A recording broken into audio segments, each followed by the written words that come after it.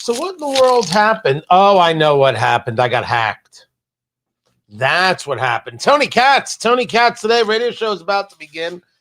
Just got the Master Blends 3 here is what we're smoking. So my Twitter feed got hacked yesterday. And I don't think here I changed the password for Twitter. And so therefore I'm not streaming to Twitter. There's still a show to do. Let's begin, right? Maduro is about to meet with a judge. I only can say, okay, because that's not the story. That he's going to get more justice in the United States than he ever gave any dissident in Venezuela. Well, the irony is not lost on me. Tony Katz today. Good to be here. Good to be with you. Find everything over at TonyKatz.com. Hope you had a wonderful new year. Hope you're ready to get back at it. Live streaming on the YouTube, youtube.com/Tony Katz. You should get over there immediately, if not sooner. It's the story of the capture of Maduro that has so many on the left so incredibly apoplectic. They're apoplectic because they're children. Now, that should be seen differently as an attack on people who are millennials or Gen Z, etc. No.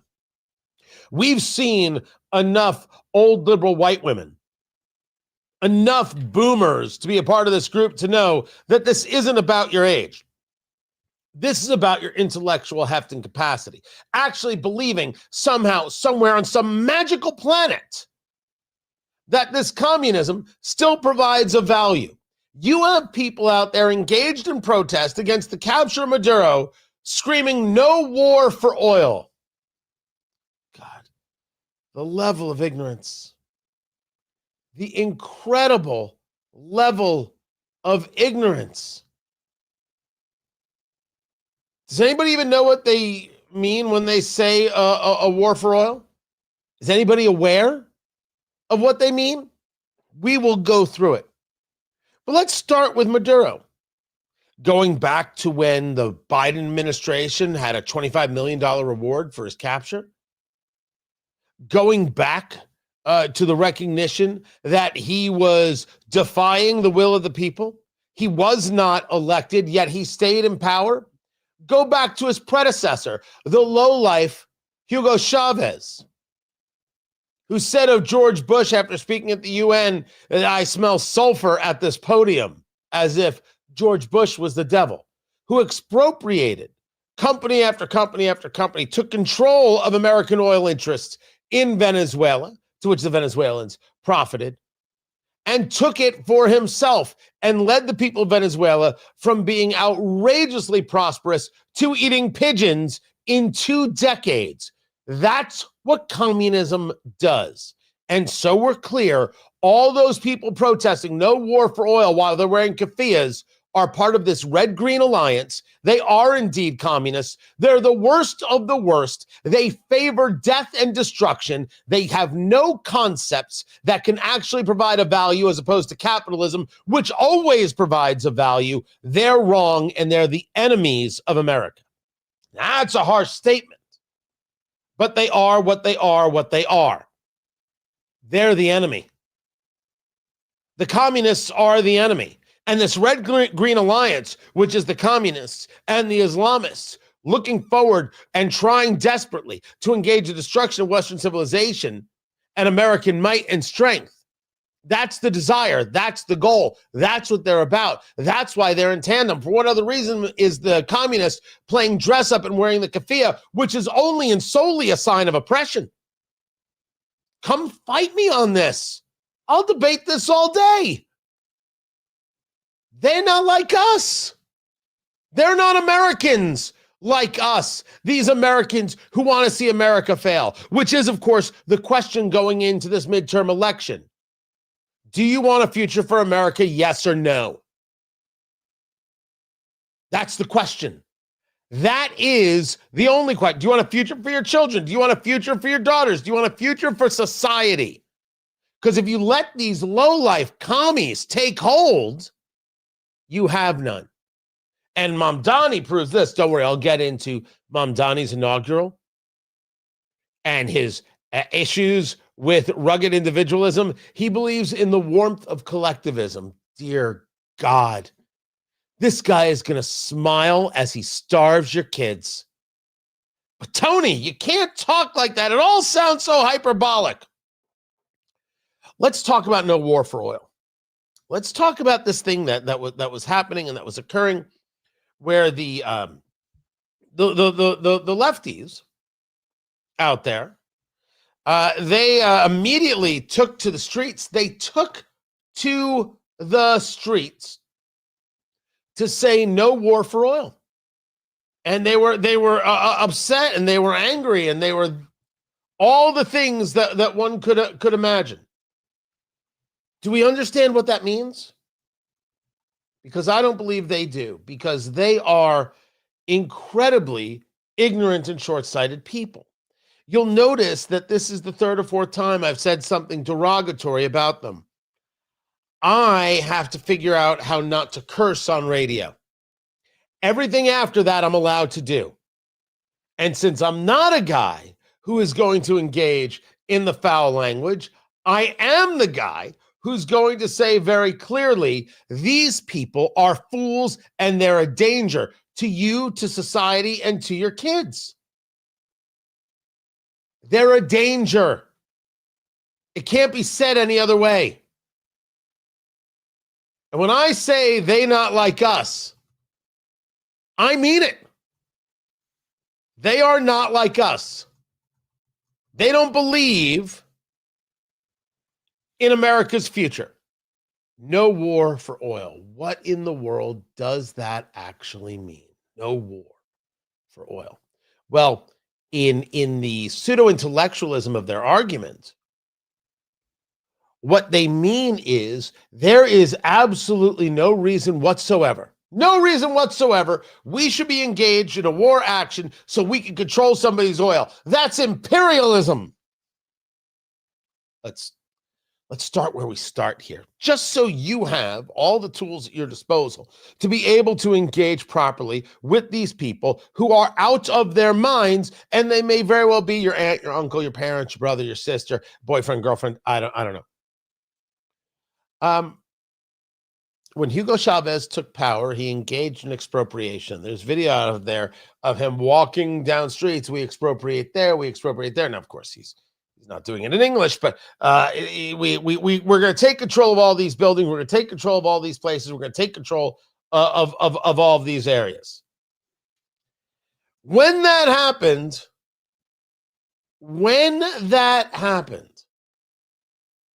he took American hardware. He took what is rightfully property of the United States companies. Now, the communist doesn't accept this because the communist doesn't believe in personal property rights, but the communist is a holy damn fool, including Zohran Mamdani and everybody who ever supported him. But we should start there with that theft.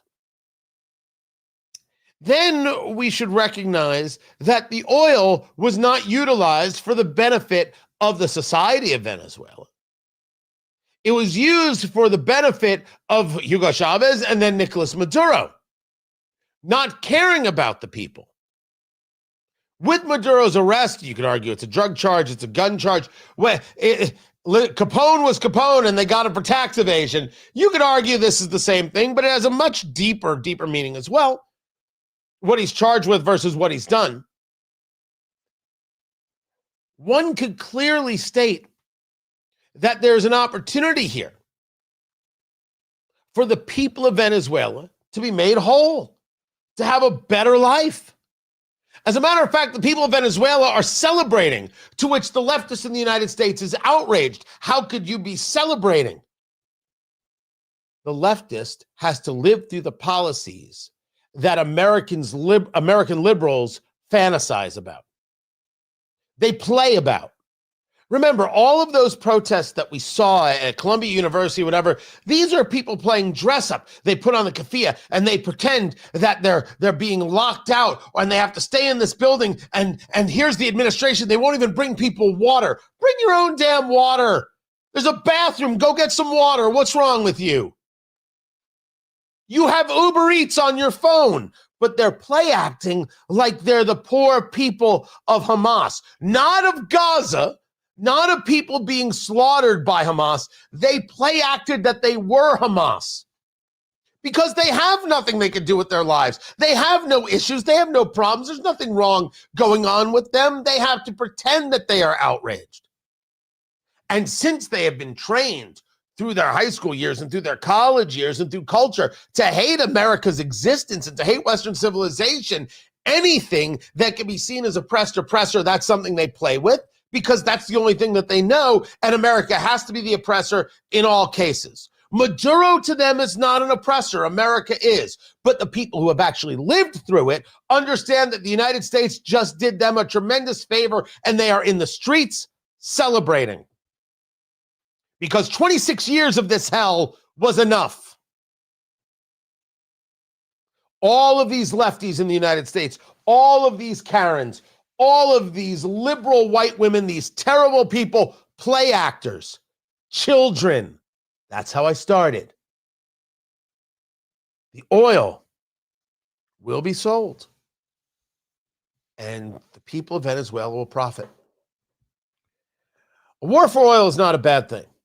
Let me say it again. A war for oil is not a bad thing. I'll say it one more time. There are a lot of wars. Oil is a big deal. And only children don't think so. The problem for them is, and maybe some other people haven't thought about it this way, what do we mean by a war for oil? What is it that we're referring to? One must understand Frederick Bastiat, the economist. Bastiat, with one of the something I talk about all the time to myself, is the idea of what is seen versus what is unseen. Now, a lot of us know this, and I guess an economist would engage it differently. And I don't want to say that my definition is pitch perfect, but I think is close enough for government work. What is seen and what is unseen, which another way could be said of opportunity cost, right? Somewhere amongst all of us, we have this basic concept of opportunity cost. And whether you're in business or not, if I do this, it means I don't have time to do that. If I put my money here, it doesn't mean I can put my money there. And you can apply it to business, apply it to life. If I buy this pair of sneakers, if I get these new Jordans, I can't afford this thing over here. If I spend my time playing these video games, I can't then do this other thing, right? That's a way to say it. You can't do it all. Opportunity cost is investing here means I can't invest over there. Bastiat discussed this as the seen and the unseen. What you see is America taking out Maduro, this thug, low-life scumbag. And what you see is the United States gaining access, control of this oil. And so the leftist, being of low mind and an unwillingness to engage this process that you and I are doing right now, because they're unwilling. They say, oh, so we're stealing the oil. What they do not see is that if we have the oil, China and Russia don't. This will anger the leftists. But for the rest of us, whether we're Republicans or conservatives or independents or moderates or agnostic politically, we could see how that's a good thing. Starving the Russians further, starving the Chinese of their much needed energy, preventing them from having a foothold in the Western Hemisphere, which is, of course, the conversation of the Monroe Doctrine coming back to life. We'll get to that. If we have control, then the Chinese and the Russians don't. So we took over another country to do that? No. We did, however, take out a leader who was not the guy who was the duly elected president. He wasn't the president, as Marco Rubio keeps pointing out, of Venezuela, but he was controlling the country and he was allowing drugs to be brought into our country, and he had to be stopped. And yes, the president has precedent that allows him to make this move. I don't argue that there can't be a constitutional conversation to take place. Is this something that requires a declaration of war? We've brought it up here repeatedly. We discussed it. We're not afraid of the subjects. But the left is, because they'll scream about that and not see the precedent. We can go, I believe we can go to Noriega and engage that. They won't see the better life for the Venezuelans, which they are celebrating themselves, and they won't see the move here geopolitically because they don't have the capacity for thought. What it's time bandits. They're devoid the ravages of thought. But we are not. There's a lot to what took place over the weekend, including skill and precision that is hard to fathom. The communists are always wrong. The communists are always dangerous. The communists are always deadly. And the communists always have to be thwarted everywhere at all times, including right here in the United States. The taking of Maduro, the more I think about it, the more okay I am with it. And what it has allowed creates great opportunity. I'll have more on this. Keep it here. I'm Tony Katz, and this is Tony Katz Today.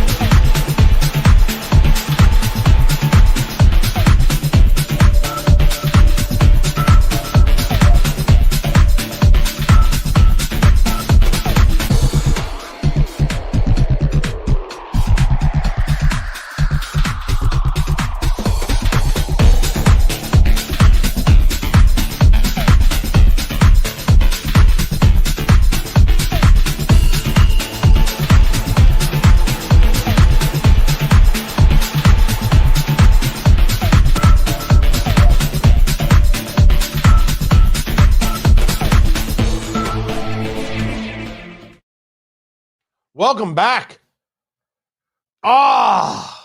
Good to be with you. And yeah, so this is the view of the studio I always wanted to give.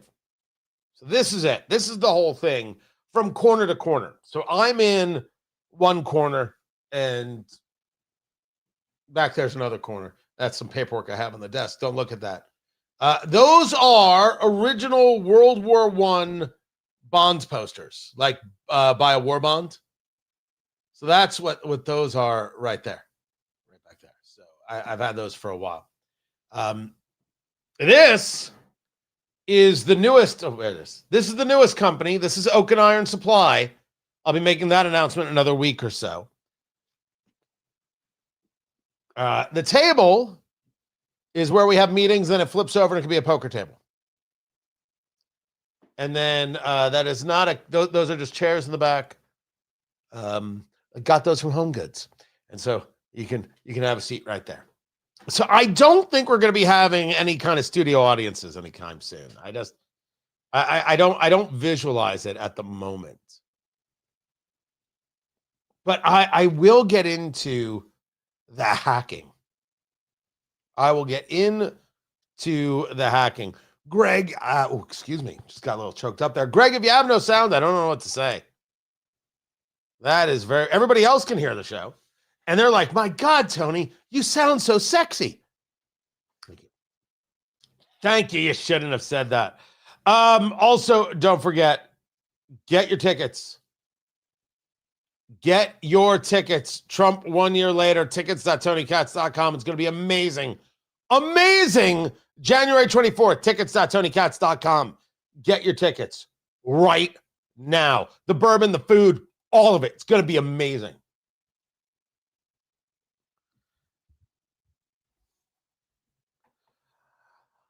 I can't believe I have to say this out loud. I did not buy a Rolls Royce. I cannot believe I have to say this. So, first of all, Tony Katz today. Good to be with you. Live streaming on YouTube. Come check it out for yourself. YouTube.com/Tony Katz. Come be a part of it. I did not get a Rolls. Here's what happened. Yesterday, so Sunday, everything was going fine, going good. I'm posting some things. I'm doing my work. I got hacked. All of a sudden, I can't log into Twitter X. That's weird. I had just changed my password a couple days before. It's very strange. And so I go to it, and the next thing I see is that, I go through the process to recover something, and it has an email address that's not mine. Literally at that moment, I get a text from a friend of mine. You've been hacked, right? I'm like, how do you know I've been hacked? I expect him to say because I've done it, and now I want all the bourbon. No, DMs started going out. Direct messages started going out from my account from this loser schmuck who's trying to get everybody to buy crypto. And so the post was, hey, look, what did it say, Producer Landon? Look what I got with my crypto earnings.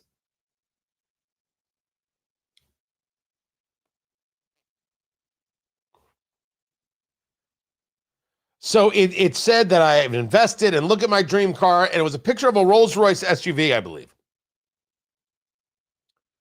So now allow me.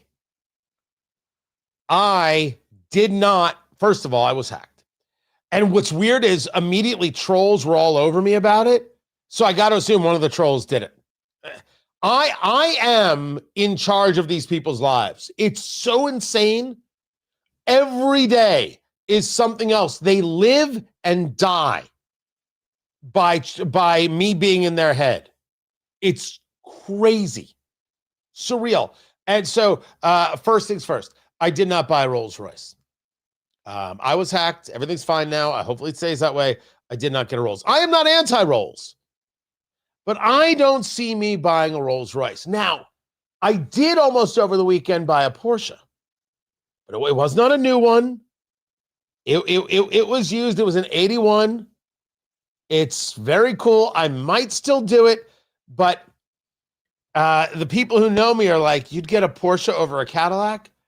I am looking at a 1974 Eldorado right now that has an interior that looks like your great-grandmother's couch.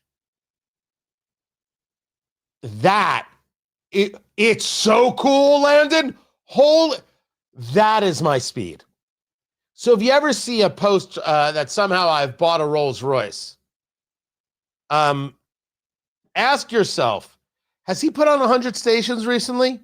And if not, then no, I didn't get a Rolls. This is Tony Katz today.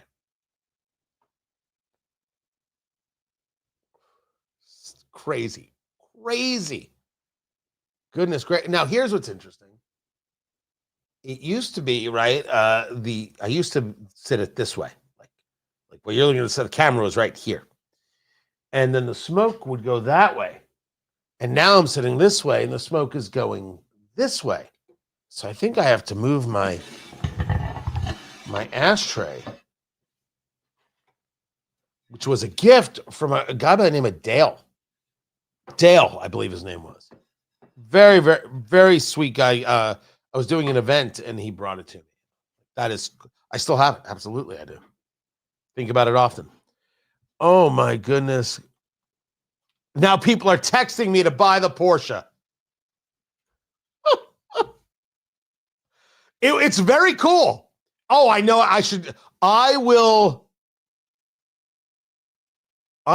show you the car. And yes, I did. First of all, it wasn't an 80s Bronco that I bought. I bought a 1996 full-size Ford Bronco, like the O.J. Simpson, Al Cowling Ford Bronco.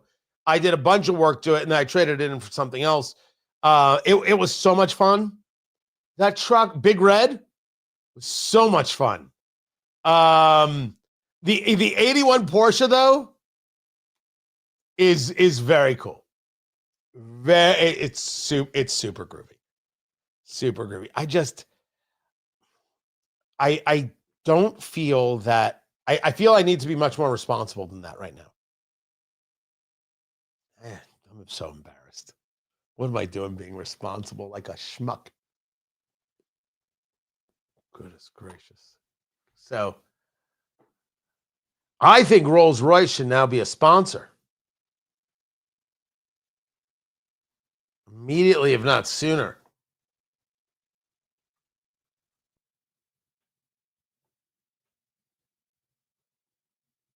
I didn't realize Tim Walz was having a conference.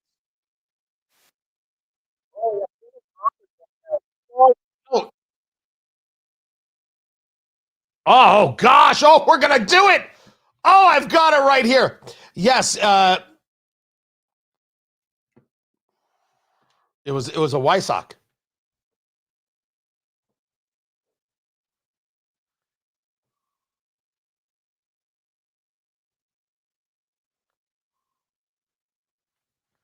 I don't think I'm gonna.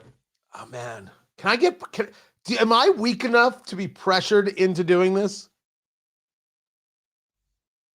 Honestly, because I think the answer is maybe. Maybe I am. It's super cool. You know what? I can get it if you all immediately go buy this right here. This is the Quartz chronograph from Flederman von Riest. Love them. Assembled in Indiana. And you can go to vonriest.com and get yours. Use promo code CATS and get your discount. Incredible timepieces. The looks, the styles, the build, the comfort of the clasp and of the band, and all different types. Spectacular. And I just love it. Go to Von Riest. Assembled in Indiana, all different styles. Great stuff that you'll pass down the generations that will last. I don't believe in the disposable world. It should have value. It should last a long time. Go to Von Riest, RIESTE, vonriest.com. Use promo code CATS and get your discount.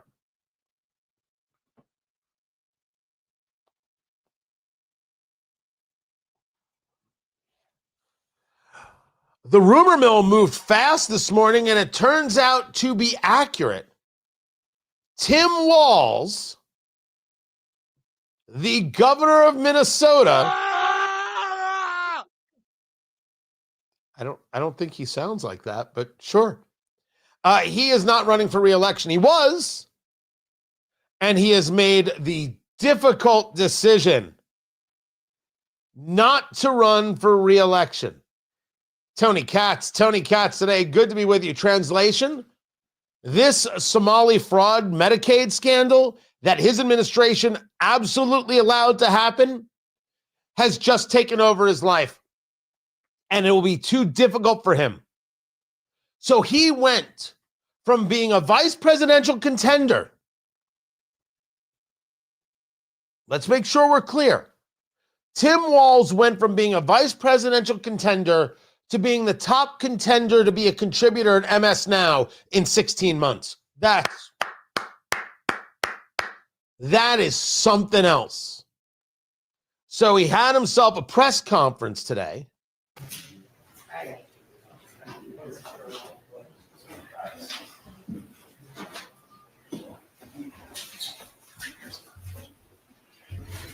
Well, good morning, everyone, and Happy New Year. Like many Minnesotans, I have to tell you, I was glad to turn the page on 2025. It was an extraordinarily difficult year for our state, and it ended on a particularly sour note. For the last several years, an organized group of criminals have sought to take advantage of this state's generosity. And even as we make progress in the fight against the fraudsters, we now see an organized group of political actors seeking to take advantage of a crisis. That's so ugly and so gross. Can we start truly at where we need to start? And that's not even the level of fraud that's taking place, not just in Minnesota, but all across the country, where you have groups of people, not just Somali nationals, engaged in creating these fraudulent daycare centers, claiming they're feeding kids.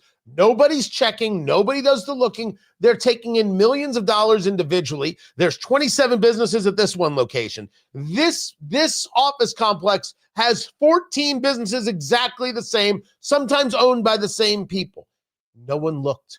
No one cared to look. The fraud is massive and widespread. Massive and widespread, but allow me to start where this story should start. This guy, the governor, who wants to blame people like Nick Shirley and you and me for paying attention. That's what has him angered, that we're paying attention. This guy ran for vice president of the United States. Where was the story about this from the mainstream press?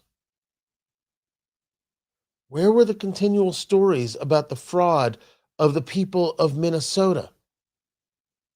There were none. There were none. And you and I, you and me, having a bourbon, sitting on the bar stool, we know the answer to this before anybody says another word. Why were there no stories? Right. You're 1,000% correct. Because it would have hurt him and Kamala Harris in beating Donald Trump. So they kept it quiet. I want to make sure that that always stays front and center in our minds, that this is something we should have well known about. And the reason we didn't is because politically, the media did not care about the scandal. They don't care about the scam. They don't care about the grip. They don't care about the fraud. They don't care about the money lost and the people screwed. They care that they win. That's who they are. There is no way this story isn't something that gets discussed during a presidential election when it's a vice presidential candidate who leads the state. And there were people talking about these things on the local level in Minnesota, people like Jay Coles, Kolls, and others. And they deserve our respect and our thanks. We don't get to see every story. We live where we live. We've got the things that we're dealing with. And it's a question of whether things bubble up.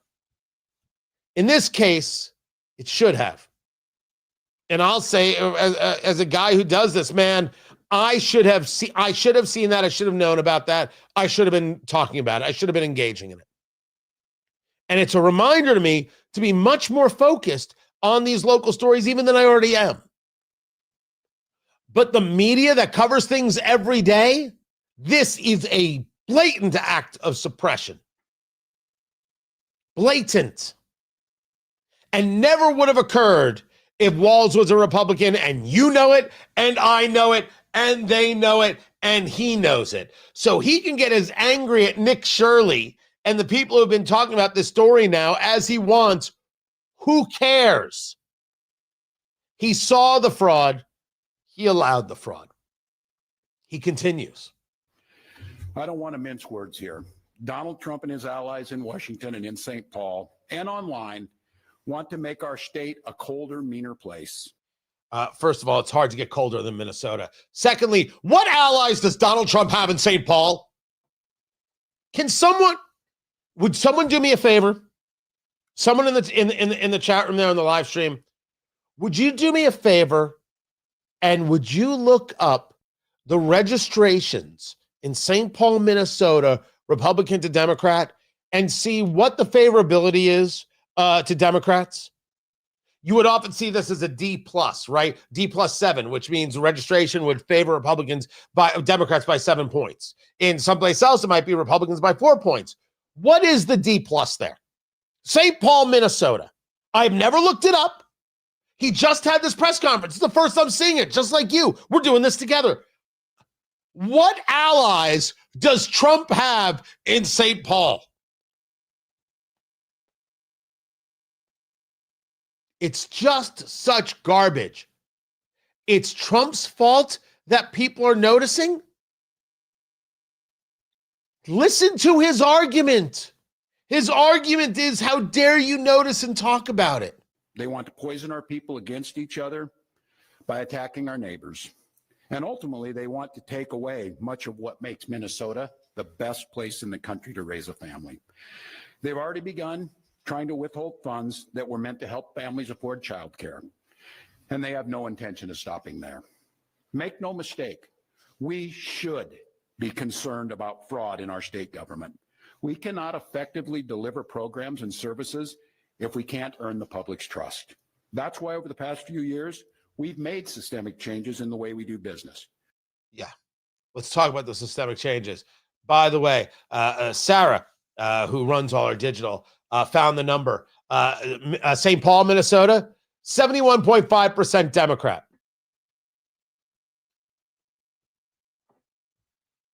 What the hell is he saying? What is he saying?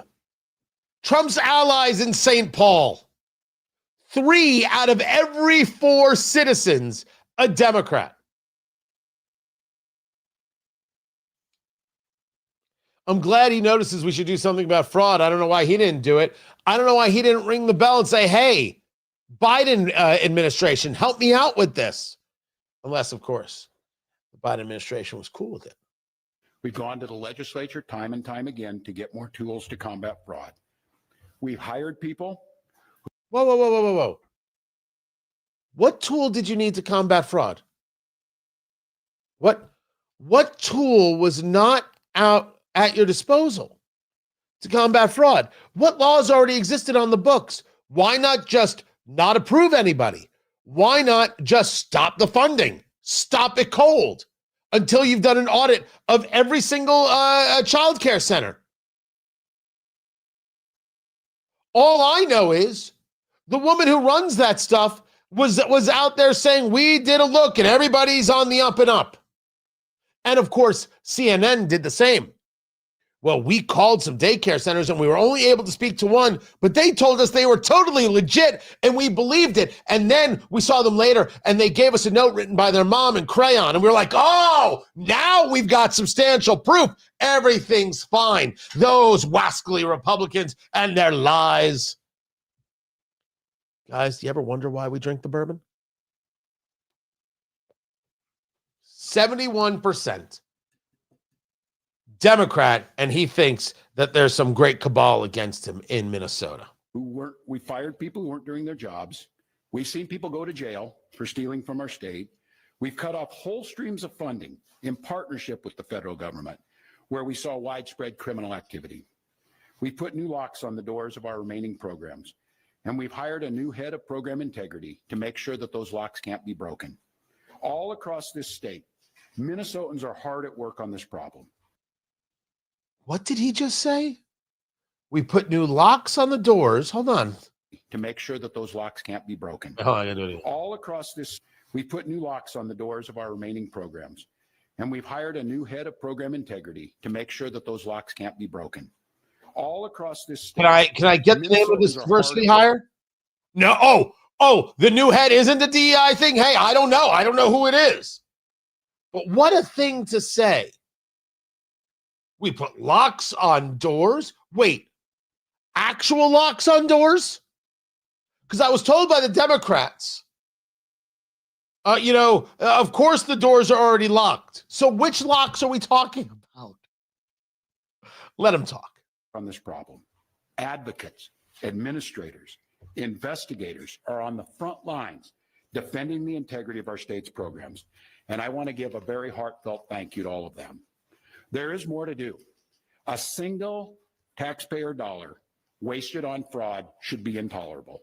And while there's a role to play for everyone, from the legislature to prosecutors to insurance companies to local and county government, the buck does stop with me. My administration has been taking fast, decisive action to solve this crisis. we'll win the fight against the fraudsters. But the political gamesmanship we're seeing from... Hold up. What fast, decisive action are you referring to? If I were to engage a bit of paraphrase here, I would say what is fast and decisive is you realizing that the Nick Shirley video and the attention it has garnered and the conversations that have come from it and from the original story by City Journal via the Manhattan Institute, that has caused you to act. This is a great example, an absolutely fantastic example of the difference between the thermostat and the thermometer. The thermometer registers temperature. It takes temperature. The thermostat actually moves the temperature. And what happened was with this Nick Shirley video, this reporting from Christopher Rufo and City Journal, is that it raised the temperature. And now you, reading the temperature, were forced to respond and deal with it. That's how you moved fast. But the political gamesmanship we're seeing from Republicans is only making that fight harder. We've got Republicans here in the state legislature playing hide and seek with potential whistleblowers. We've got conspiracy theorist right-wing YouTubers breaking into our daycares. No, they're not. Demanding access to our children. That didn't happen. We've got the President of the United States demonizing our Somali neighbors and wrongfully confiscating funds that Minnesotans rely on. You can be angry with Trump's words all you want. It does not change what has happened. And this is why Tim Walz is not running for re-election now. He has to focus on this.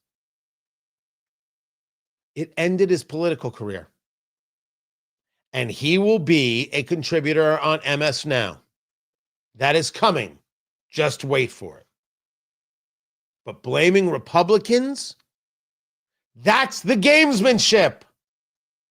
We're supposed to be opposed to the fraud. All of it. Honestly, good riddance. I'm Tony Katz.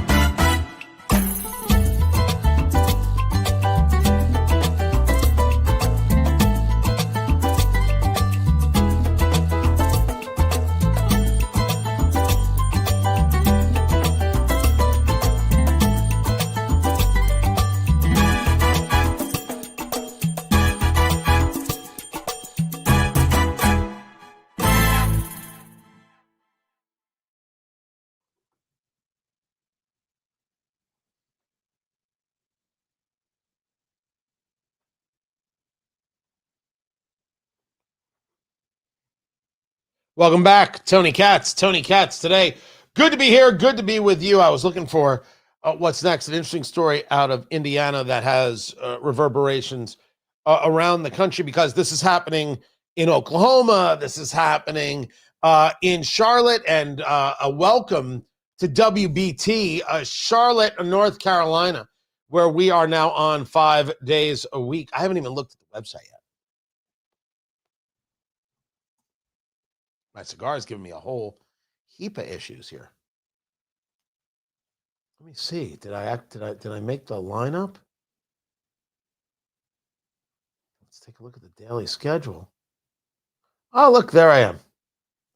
There I am right there. They need a new photo. They need a new photo. So they're taking this lovely show of ours, and they're going to be playing a little bit later in the day. They're going to play that. I'm overjoyed, thrilled to be with them, thrilled to see the growth of the show overall. It's all good stuff. All good stuff. Should be an interesting 2026. Yeah, so weird thing with the cigars. Lately, over the last 2 months, I should say, nothing's smoking right for me. Zero. I'm like, maybe it's my humidor and I got to adjust some things. Well, I've been in other places. Nothing's smoking right. Everything's getting plugged up. Now, I have noticed things get too hot sometimes, and therefore it makes the draw impossible. It creates a plug. And I've noticed that I think there's an issue with cigar quality right now, with how they're being rolled, and things are happening too fast, not enough time is being taken, etc. But it's as if I've forgotten how to smoke a cigar. I have, ladies and gentlemen, the cigar yips. I didn't even know this was possible. So I have to slow down in my cigar smoking. And I was already kind of slow. But clearly I'm doing, because it's only happening to me. None of my colleagues or anything else. I'm like, what is happening? Very, very weird. I don't know if anybody has ever had anything like that, whether it's cigars or something else. But anyway, that's what's happened to me. I appreciate that you like the new set. Thank you for the comments and the commentary. Let me get everything up for everybody right there. That's too wide. Let's do it tall. Regular's not enough.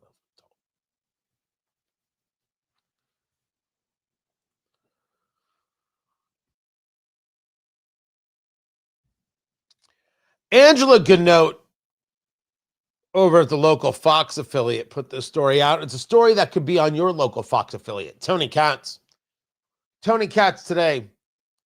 An estimated $7 million in cocaine was uncovered in a semi that was driving through an Indiana county over the weekend. Tony Katz today.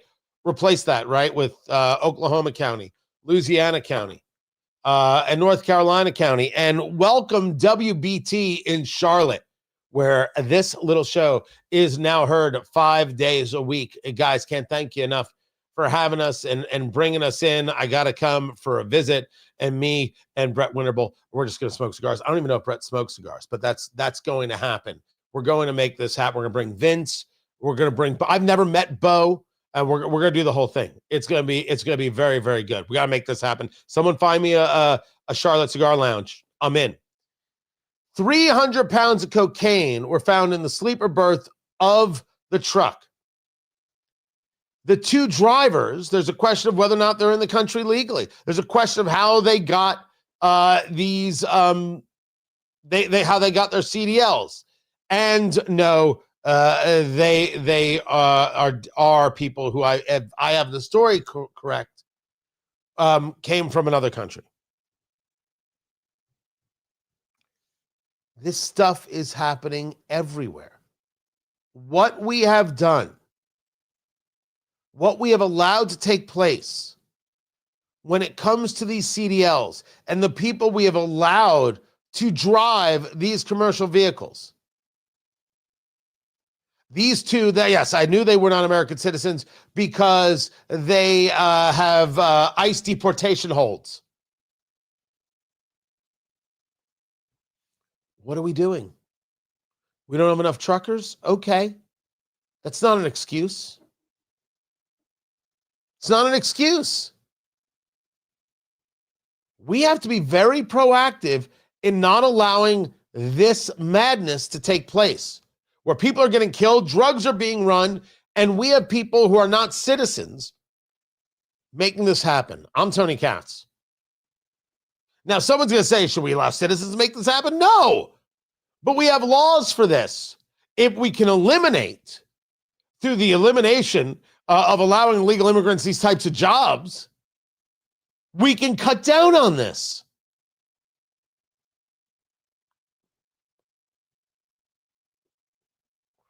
Why wouldn't we? Why shouldn't we?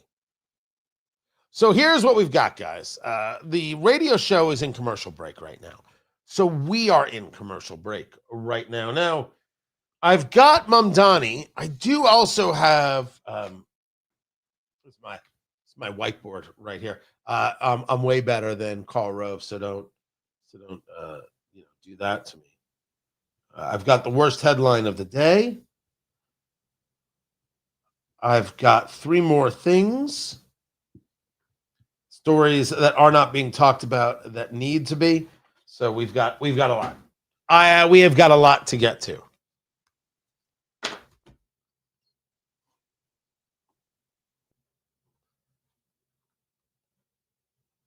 And then what is this story that someone outed Delta Force members? Did that actually happen?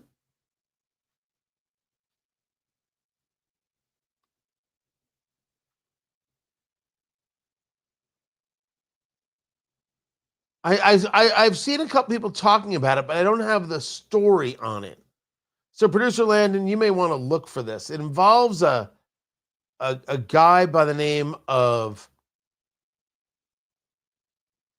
Seth Harp. Did he out the addresses of members who are of the military? What?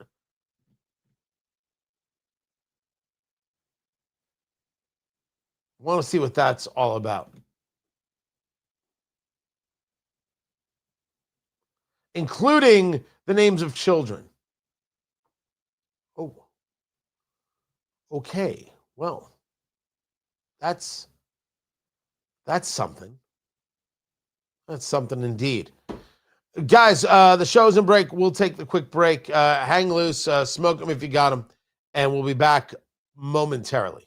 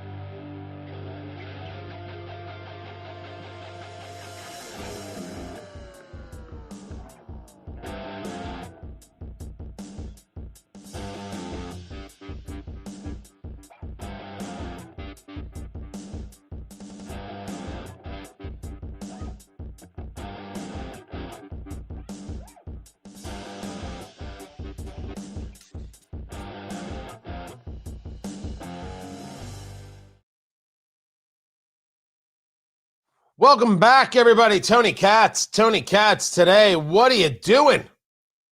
What do we got here? For every illegal driver, fine their trucking company $50,000 up to the first 50 drivers, then bump it up to $100,000 for every driver after 50, and then impound the trucks to deport the illegals. Well, it's a philosophy. I like it. I like it a lot. It is good to be back. So thank you so very, very much. I will admit, I took more time off in December than I've ever taken off in my life. Some of it was personal, like going to Vegas and eating my face off. Some of it was professional in how I needed to gear up for what's next. But it's just weird the way it worked out. Never in my life have I taken off that much time. And Dark Rogue is going to be out of town for the event on the 24th. What is this? Trump 1 year later, the Red Tie Gala, tickets.tonykatz.com. Get your tickets right now. It's going to be such a good time with the bourbon and the food. And even though it might be cold, there may still be cigars because you know who I am. Tickets.tonykatz.com. Tickets.tonykatz.com. There it is right there. You got to be there. We're coming back to the show. So let's do it to it.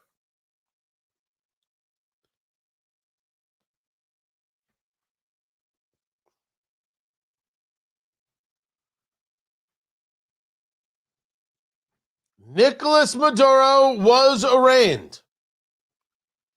Drug trafficking charges. And that's the just the little bit of it. That's all that is. It is all the other things, all the other pieces that are involved here with who Maduro was, what was happening in Venezuela, and what this story is to the world. Tony Katz today. Sometimes I forget if I say hello. Live streaming. We're on the YouTube, youtube.com/Tony Katz, on Twitter X, Tony Katz, Facebook, Tony Katz Radio. The drug trafficking charges, this was the reporting from Spectrum, I believe, via C-SPAN. New Yorkers and protesters alike, since this story broke, tell us what you're seeing out there right now. This was where Maduro is being held. Of course, as I said, he's in court now, but where he's being held. Yeah, Shannon, on Saturday night, there were hundreds of Venezuelans who were outside the Metropolitan Detention Center, absolutely jubilant. They were crying tears of joy. They had Venezuelan flags draped around them. They were singing songs and dancing because for them, the capture of Venezuelan President Nicolas Maduro was a huge deal. And for them, it was something to celebrate. Now, today, there's not as much action here at the Metropolitan Detention Center. That action is outside the United States Southern District Court. But earlier this morning, around 7:15 a.m., Nicolas Maduro was transported by helicopter from here to that Wall Street helipad and then taken to 500 Pearl Street in order to be arraigned. And outside the United States District Court down there, there is a bit of a clash going on between people who are against the decision to capture the Venezuelan president and Venezuelans who are absolutely thrilled about the military operation that captured Maduro. Let me translate that for you. White liberal women are very angry and communists are very angry. People who have had to live under communists and white liberal women are overjoyed. Communists are a real problem. And the real problem is that they're real stupid, dangerous, violent. They have no regard for history or for facts. Rather, they have only their ideology to keep them warm. Which brings us to one of the ugliest things that we have seen in a long time. This inauguration of Zohran Mamdani. Now, if you heard me on Newsmax last week, I was very, very clear that there are definitely New Yorkers who have my sympathies. They didn't vote for this. Mamdani got just over 1 million votes with just over 2 million votes cast. There's no massive groundswell for this. New Yorkers didn't show up for their own elections. Okay, what do you want from me? It's not my fault. It's their fault. And yes, there are New Yorkers who don't want this, but they voted for this. They voted for a guy who the first thing he did was say anything that was ever said about anti-Semitism, we don't talk about it anymore, because of course he's an anti-Semite. The guy is anti-capitalist. He's anti-American. New Yorkers, they bought their tickets. They knew what they were getting into. I say let them crash. I said that repeatedly on Newsmax last week. I don't feel anything for them.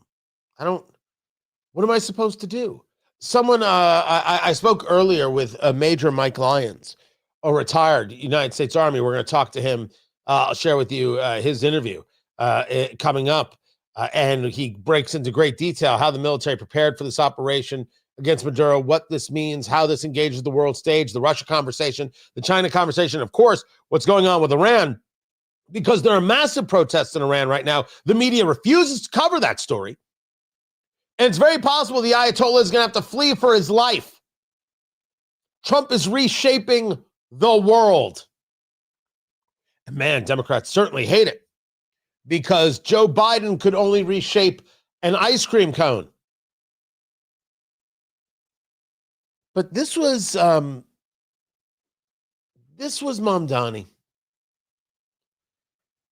This was Mamdani at his inauguration. And Zohran Mamdani is a communist. We're not debating here. We're not going to agree to disagree. He is what he is. All communists are dangerous people because knowing the reality of the horror of their ideology, they continue to push it. The horror is clearly something that is attractive and thrilling to them in a way that I cannot comprehend, if only because I'm not a ghoulish monster. It is not that there aren't people that I might disagree with politically or disagree with me politically. If you favor communism, you are a monster. Mamdani, Bernie Sanders, Ocasio-Cortez. These are people who don't believe in the America you and I believe in. And the people who support them don't believe in America at all. And their anger, for example, as we've stated about Maduro, is that how dare you arrest somebody who supports our communist dream, even though it's not a dream for anybody who lives in Venezuela. The progressive, the communists will always tell you, see, that's because communism hasn't actually been implemented properly yet. See, that's the problem. We need to do it better. We need to do it properly. See, no, the problem is it's those Republicans. It's the Republicans' fault. That's it. It's the Republicans. What does that have to do with with Venezuela? It doesn't matter.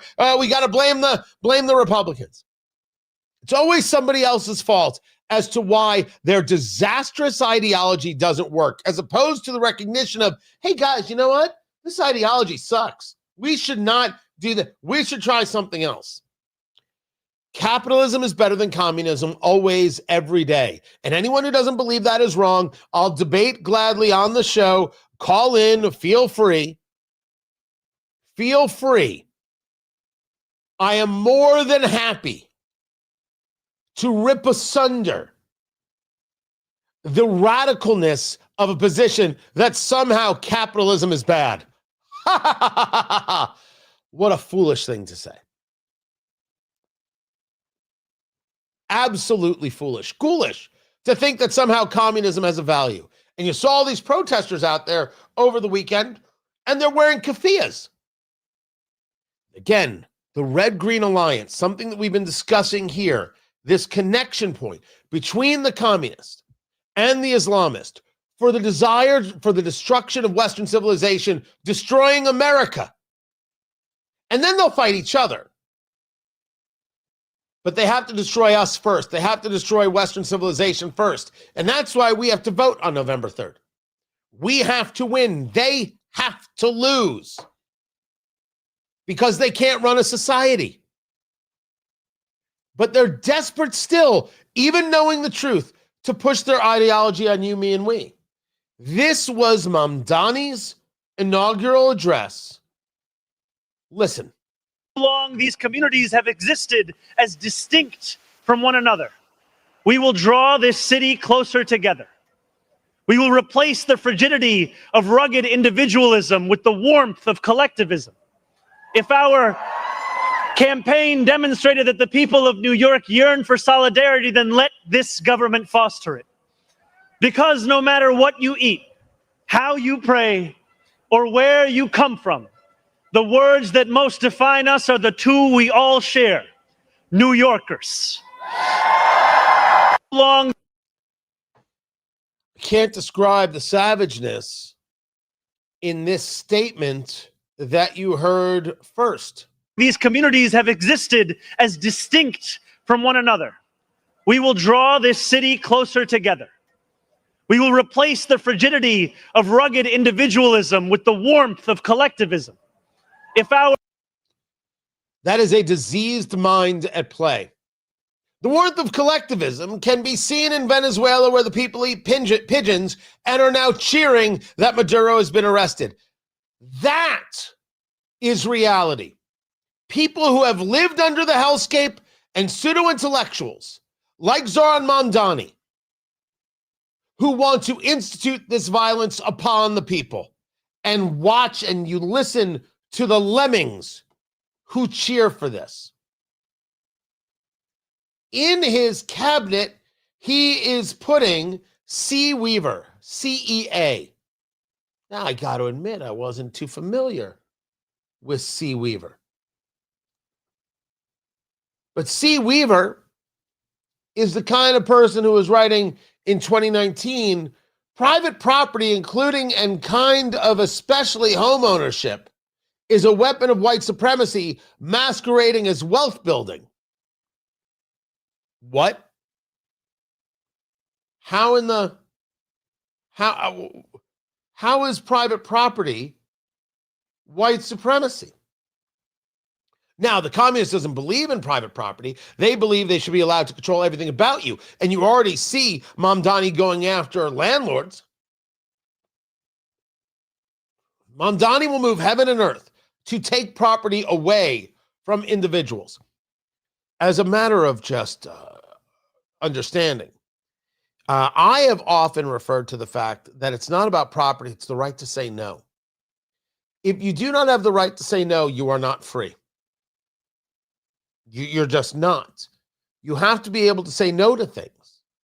But the argument is that if you cannot own real property, you are a slave. This government, this Mamdani government, wants to take private property away from you. C. Weaver, spelled CEA. Maybe it's Sia. Maybe it's Sia. She has also written, there is no such thing as a good gentrifier. Only people who are actively working on projects to dismantle white supremacy and capitalism, and people who aren't. That's from July 2018. Impoverish the white middle class. Homeownership is racist. Failed public policy. That's what she's written. This white woman has written repeatedly. Well, she is going to be the tenant director for Mamdani. In her own words. I think the reality is that for centuries, we've really treated property as an individualized good and not a collective good. And we are going to transitioning to treating it as a collective good and towards a model of shared equity will require that we think about it differently. And it will mean that families, especially white families, but some POC families who are homeowners as well, are going to have a different relationship to property than the one that we currently have. The only way to take the property is via the barrel of a gun. So let us start with the fact that the communist is violent, the communist is dangerous, and the communists will hurt you to get their way. They will utilize the courts, they will utilize the law, they will send police down or whatever forces they have to take from you what is yours through your sweat and through your labor or through your inheritance, and they will say it belongs to them, that they somehow know better to utilize it. They somehow know better to operate it than you. The collective knows better. These are violent, terrible people. They have to lose elections.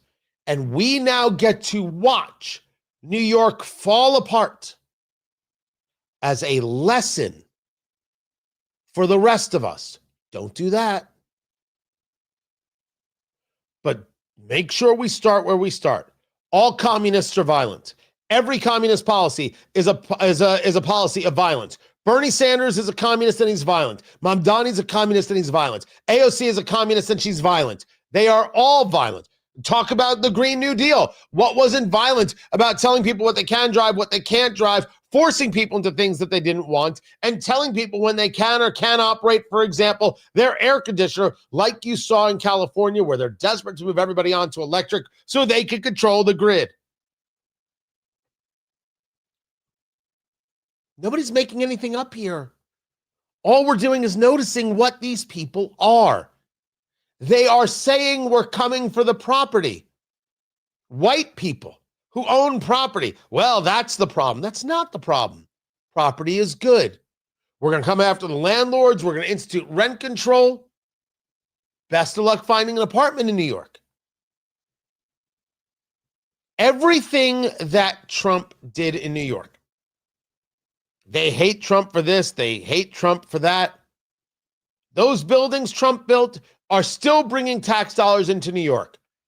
Trump did something for New York. Mamdani has done zero. De Blasio did zero. Eric Adams did zero. Nothing. Kathy Hochul, nothing.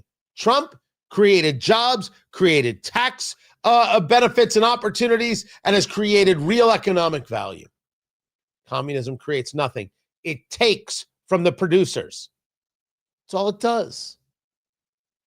It's all it does.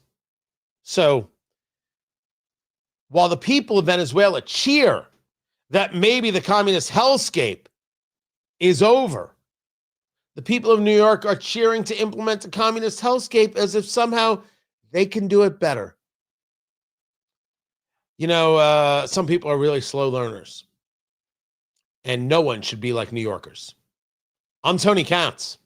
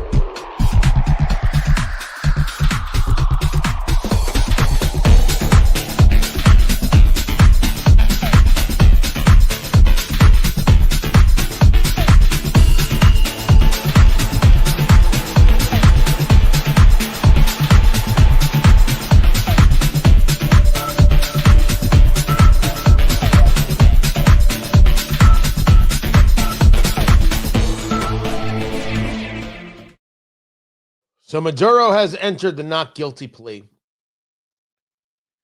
That's where we're at right now. And now is heading to prison, pleading not guilty on drug trafficking charges.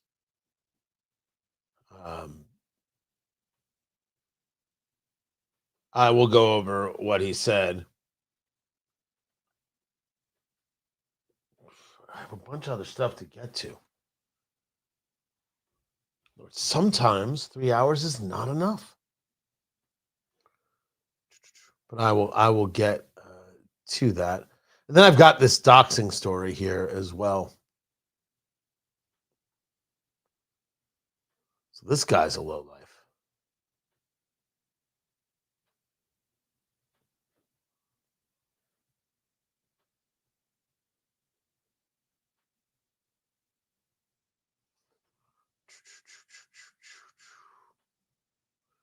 Coming back in 1 minute.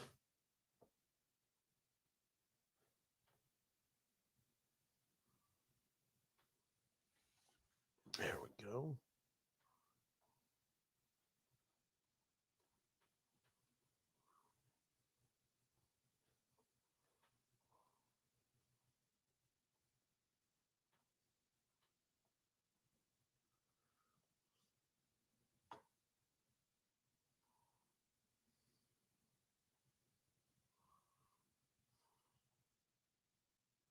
There we go.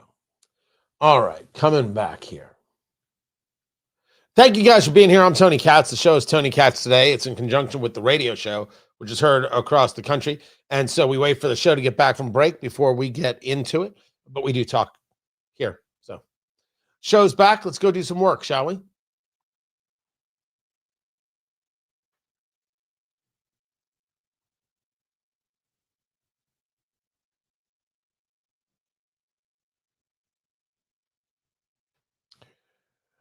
Three more things to get to, some stories that are out there that not enough people are talking about, and this one is going to grow. This guy, Seth Harp, I saw Laughing Wolf talking about this. Good dude. Is Laughing Wolf over at Red State, or is he at Town Hall? He's a little bit everywhere.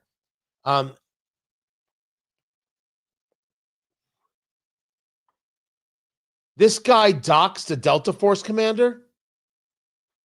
Seth Harp, an investigative reporter, an author, was had his post blocked on X. He doxed a Delta Force commander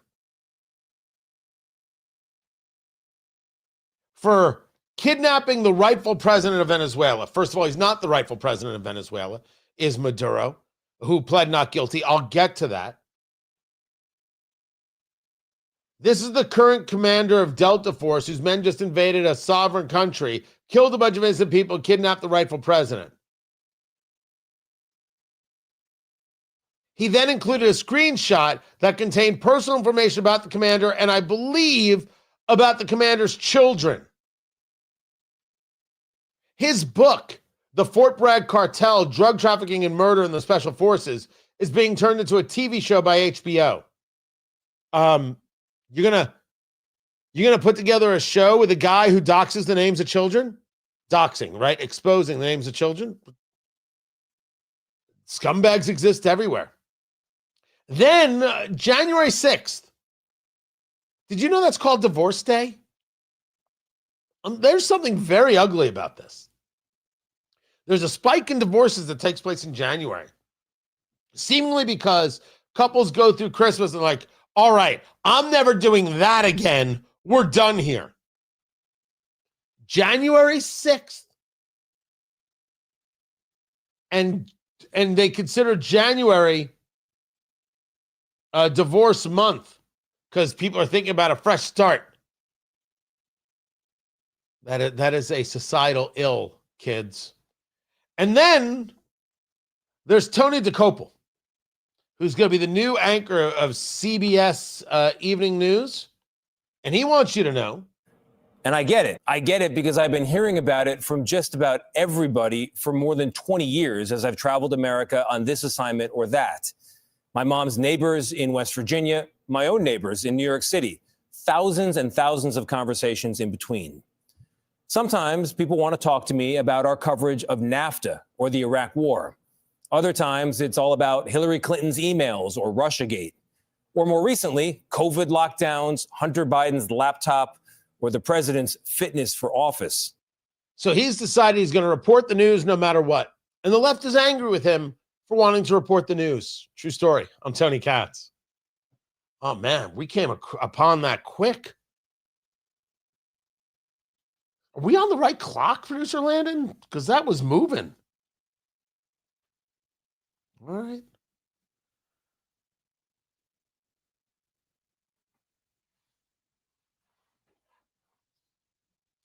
Good Lord. Everything's moving.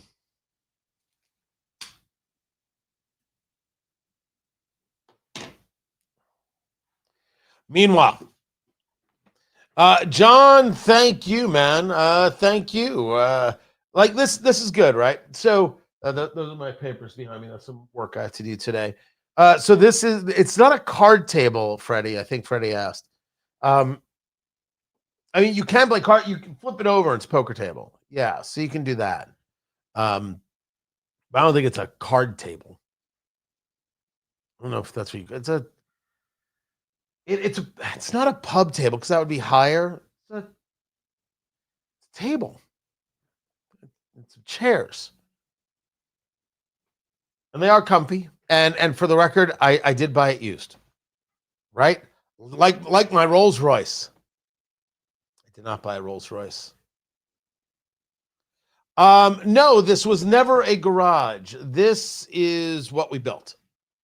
Added this on to be a place where not only I could have a studio, but I could also have a cigar or two or three. No matter who you are, I don't care how big your house is. I do not care how much money you have. Smoking inside a house is very difficult.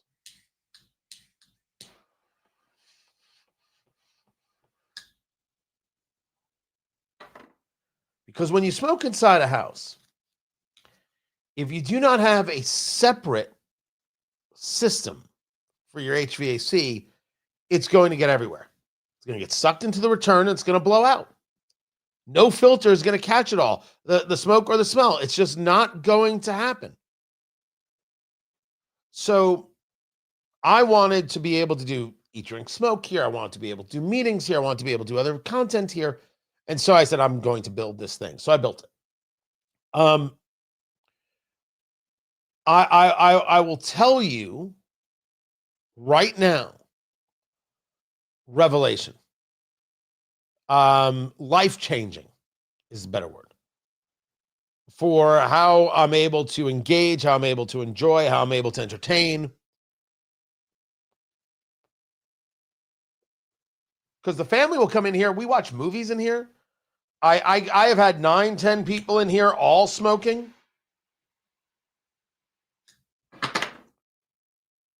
I can do any content I want to. I've got different, I've got this main area for the show. We've just now opened it up to show the rest of the studio, but I've got other spots where I can do things. It has been absolutely terrific. Absolutely fantastic. And I worth every penny.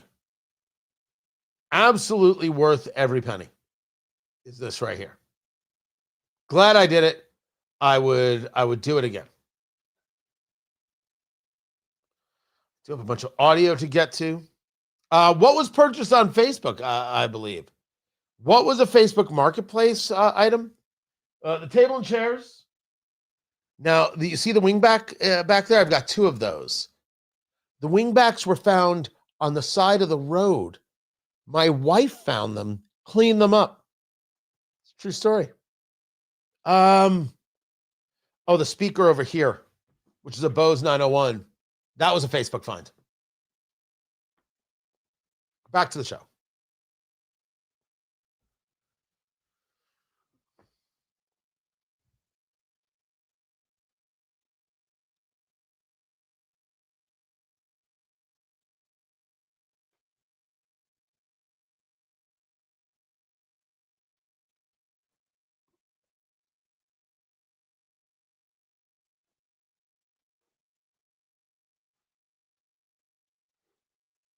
combat veteran who's seen the consequences of boots on the ground. When a 5-time draft dodger like Donald Trump talks about it and bangs war drums from the safety and security of his resort in Florida, I, of course, bristle. Because I learned a long time ago, Jen, that when folks in Washington bang the war drums and talk tough and pound their chest about what we're going to do and sending boots on the ground, they're not talking about their kids. They're not talking about their family. They're not the ones that are going to have to go do the thing. They're talking about young kids, our brothers and sisters, our sons and daughters, people from rural towns, working class Americans like I grew up with that are going to have to pick up rifles, jump in the tanks, jump in the ships and helicopters and actually do the tough work. That's Representative Jason Crow, Democrat, with the same garbage argument that I have heard my entire life. And I have always known that it is an argument of children, but I am much more comfortable with saying, my God, what a stupid argument. And I would say that to the congressman to his nose. I do not care if you served. It's always somebody else's kid. We don't know that? We don't get it? What kind of leftist Tucker Carlson, Candace Owens ridiculous argument is this? It's always somebody else's kid, Congressman. That doesn't mean it doesn't get done. And you know who sends somebody else's kid? Somebody from far away. Tony Katz. Tony Katz today. Good to be here. Good to be with you. That means we should not indeed go to war for light and transient causes. That does not mean we don't do anything anywhere. This is about your hatred of Trump, not because you have some concern about members in the military. This is me, a man who never served, saying it to you, Congressman Crow. Your argument is garbage. The question is, should we have? Now, you can ask the constitutional question. Did we just engage in acts of war with Venezuela, and acts of war have to be declared by Congress? That's a legitimate question, a worthy one that we should discuss. A draft dodger bangs his chest and sends other people's kids to fight? The draft dodger was elected president twice and very possibly 3 times. Can I help you? He's the commander-in-chief, and you're not. And you made a video telling members of the military not to listen to the commander-in-chief. Is that what you're angry about, Congressman Crow? Are you just angry about the fact that they listened and they did their job and they trained and they were efficient and they were effective and they got the target and got out with their lives? Are you upset that they weren't killed so you could scream about how Donald Trump got troops killed, never once bringing up Abby Gate and Joe Biden to Jen Psaki as you sit there on her show on MS Now and pretend that she wasn't part of a cover-up? Is this your argument, Congressman Crow? One of the great flaws in our society, sir, is that people who served somehow, and not all, I shouldn't say all, so maybe I have to be a little more descriptive. There's a segment of our population that believes if you didn't serve, you don't get to speak. There's a segment of our population that believes if you're not a woman, you don't get to talk about abortion, which is amazing because they finally understand what a woman is. To both of those arguments, and both of those groups of people, I say pound sand. I'm an American citizen with a mind. I'll talk about the military all I want. I'll discuss the fact that we don't have a Navy that's strong enough yet. We need 340 ships, and we need to start building yesterday. I would say to the President of the United States, we're not building fast enough. I would say to anybody who tells me I can't talk about an abortion because I'm a man, abortion's murder. I don't need to be a man or a woman to be able to understand that it's murder. It doesn't change reality. The fact that I can't have an abortion doesn't change whether or not I could discuss whether or not we should be a country that engages in abortion. Because if we're going to say you must be X to do Y, I guess we should go back to only landowners voting. If the Democratic Party wants to start a fight with me, I'm all in, because there's always room for a butt kicking. The argument is bunk. Now, I should be clear that the argument sometimes comes from the political right, that if you didn't serve in the military, you don't get a say. Of course I do. I'm a citizen of the United States. Of course I get a say. And if you want me to respect the service and then tell me I don't get to talk about things, I don't know why you're asking for my respect, because you ain't going to get it. You don't deserve it. Of course, it's always somebody who isn't serving, sending other people's kids into harm's way.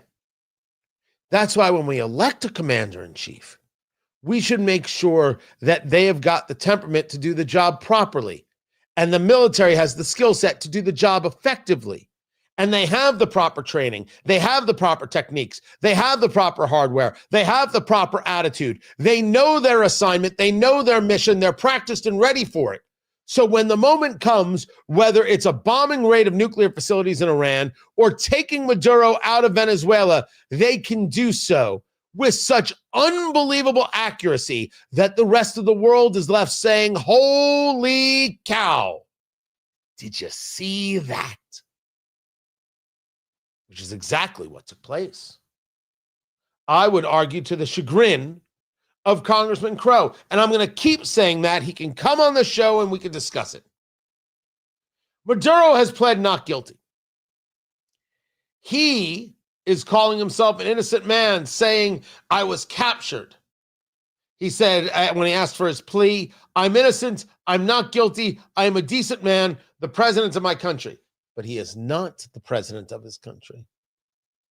The election results show he is not the president of his country. And he stayed in power, and he jailed dissidents.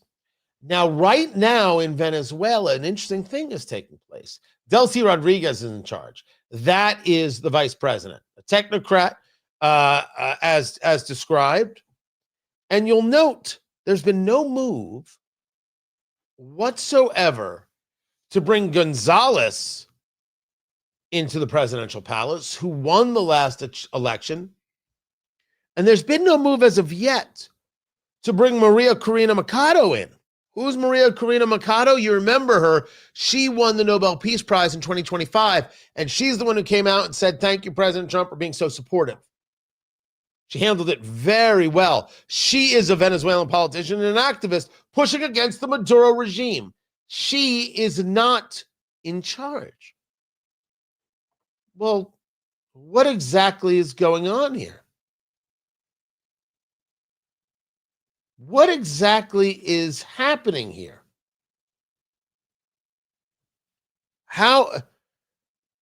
Why haven't there been moves to say this is the duly elected president, he's in charge, get rid of the whole Maduro regime?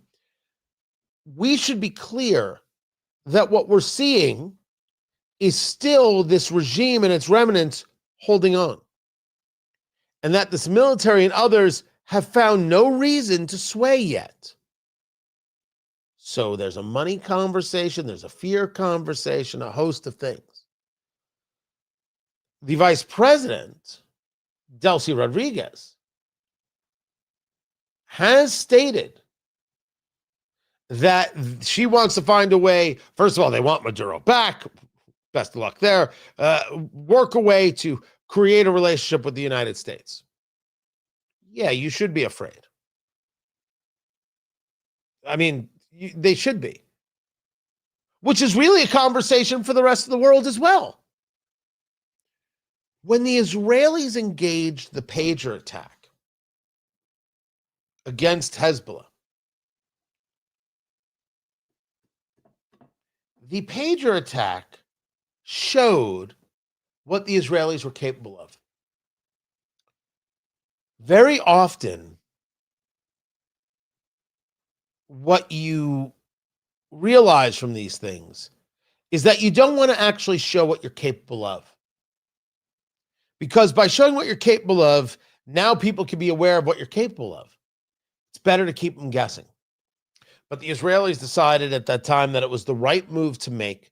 They had a chance to really weaken this terrorist regime. Do so. They did it.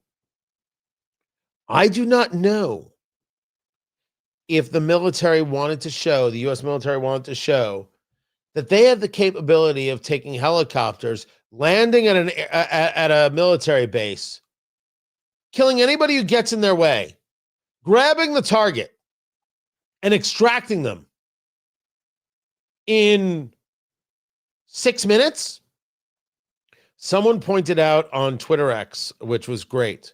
If you saw Stranger Things, the finale, spoiler alert. The speech that Will Byers gives coming out of the closet took more time than it took the U.S. military to land at a Venezuelan military base where Maduro is guarded by Cubans. Take out the guards, get Maduro, and get him out. I mean, that's unbelievable. And then there was, you must have seen this already. You must have seen Marco Rubio on with Margaret Brennan, who hosts Face the Nation over there. And she's confused and she's lost and she's curious. Why the Trump administration decided to leave it intact and only arrest Nicolas Maduro and his wife, the person who controls the police, the chief thug, Cabello. He's the interior minister. He's been indicted by the United States. He was in that indictment the administration released. He's a narco-terrorist. There's a $25 million price on his head. He's still in place. The defense minister, who has deep ties to Russia, $15 million price on his head. He is still in place. I'm confused. Are they still wanted by the United States? Why didn't you arrest them if you are taking out the narco-terrorist regime? You're confused?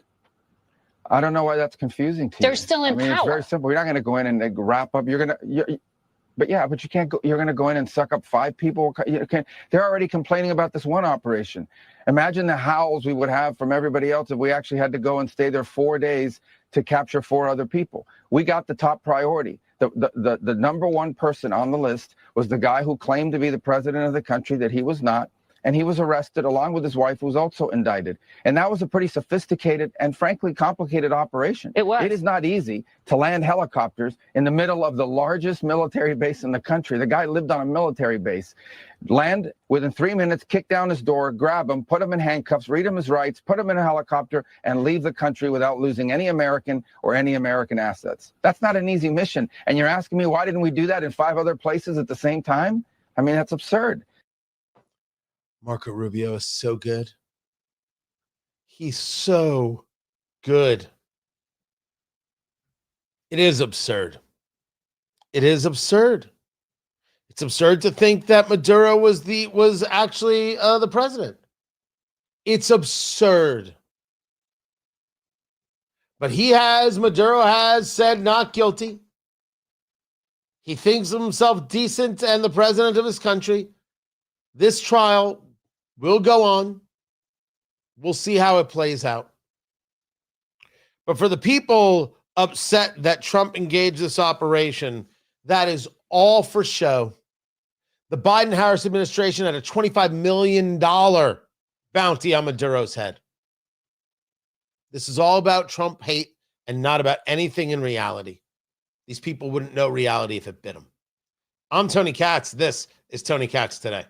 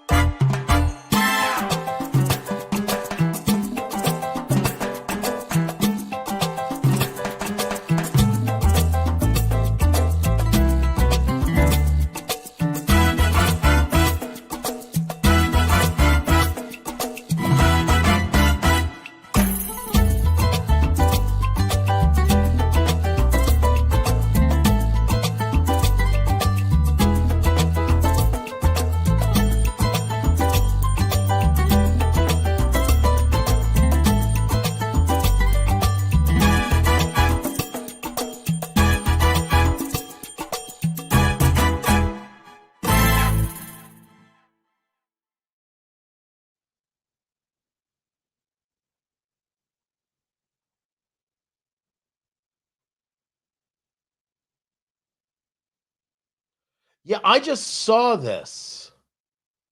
Did you catch this? So there's a post from Homeland Security saying that Hilton hotels they really did. They won't service DHS law enforcement. They went to go book rooms. Hilton canceled their reservations. No. Oh, they published the emails.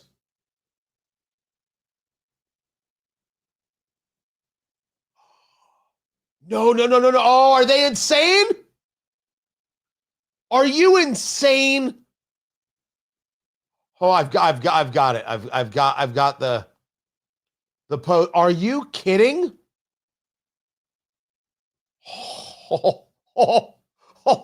And we thought we were done with the day. Oh, Lord. Are you insane? The Homeland Security has the emails from the Hilton Hotel canceling them, and they published them. They put them on Twitter. Oh, no. Producer Landon, would you look up what Hilton's stock price is right now, please? Thank you there, Producer Landon. It's Producer Landon, everybody. Everybody needs themselves a Producer Landon at least once in their lives.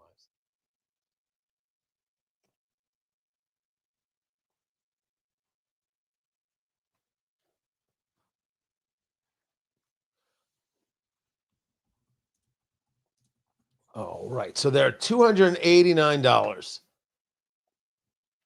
Hilton Holdings Worldwide has basically been at the same place for the last 5 days. And they did have a little bit of a jump over the last month. Well, considering the holidays are here, or were here, that makes sense. I wonder what's going to happen next. I wonder what's about to go on.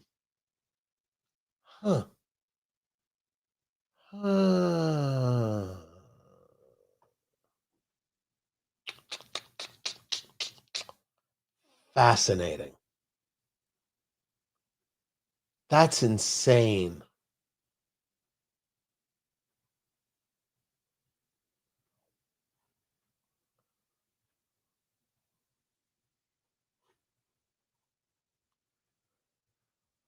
So I was asked whether or not this is a legit story. Homeland Security posting on Twitter X that Hilton Hotels is denying them access. And they published the tweets on X where they say after further investigation online, or they published the emails on Twitter X. After further investigation online, we have found information about immigration work connected with your name, and we will be canceling your upcoming reservation. This email is in regards to the reservation you made with the Hampton Inn Lakeville property. We have noticed an influx of government reservations made today that have been made for DHS, and we are not allowing any ICE or immigration agents to stay at our property.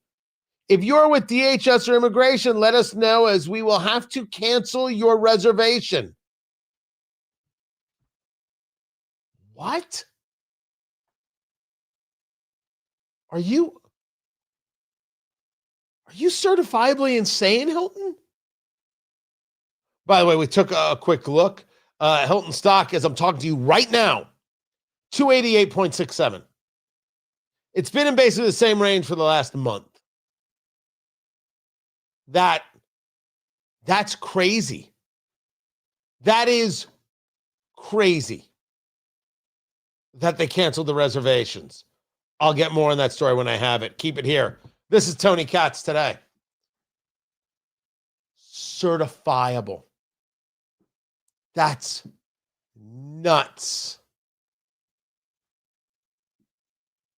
Absolutely nuts. Randolph and Mortimer Duke right there. Sell, sell, sell. Next, the Florida concentrated orange juice. We're gonna get to that. Guys, I appreciate you. I thank you like you wouldn't believe for being here. Don't forget to join me. Tickets.TonyKatz.com, the bourbon, the food, Trump's first year, the highs, the lows, and how we win the midterms. How we're going to use everything that happened to go about obtaining victory. And I'm telling you right now, this is an economy election. Everything about a midterm would lead you in that direction, except has this Maduro thing and the response to it, to which the Democrats have responded so poorly. So poorly. I have said so online. I'm saying so here. Axios is now writing about it. Could this become a national security election? I mean, is that even possible? I was going to say I don't have the answer. I think I do. And I think maybe. I think most definitely maybe. Guys, I appreciate you like you wouldn't believe. It's good to be back. I appreciate it. Don't forget to subscribe on YouTube, subscribe on X, on Facebook, all the places. Just look for Tony Katz and say, yep, I'm all in on that. I'm all in on that. I can't thank you guys enough for being here and being part of the show, being part of what we do. I am back tomorrow, so you should be here for that. Get your tickets, tickets.TonyKatz.com. I got another hour of the radio show coming at WIBC.com, so be sure to listen live to that, and I will catch you later. Take care, guys.